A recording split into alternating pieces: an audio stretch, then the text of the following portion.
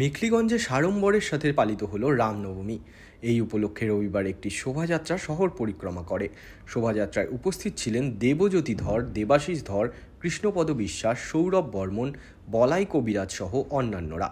এদিন রামনবমীর শোভাযাত্রা হাসপাতাল মোড় পর্যন্ত যায় ও ফিরে পুরনো বাজার এলাকায় এসে শেষ হয়। মেখলিগঞ্জের বিধায়ক পরেশচন্দ্র অধিকারীর তরফে মেখলিগঞ্জ বাজারে শোভাযাত্রায় অংশগ্রহণকারী পুণ্যার্থীদের শরবত পান করানোর ব্যবস্থা করা হয়। সেখানে উপস্থিত ছিলেন মেখলিগঞ্জ পৌরসভার চেয়ারম্যান প্রভাত পাটনি, মেখলিগঞ্জ পৌরসভার বড়বাবু তথা হিসেব রক্ষক অমিতাভ বর্ধন চৌধুরী, সমাজসেবী রজত কুমার রায় সহ প্রমুখ।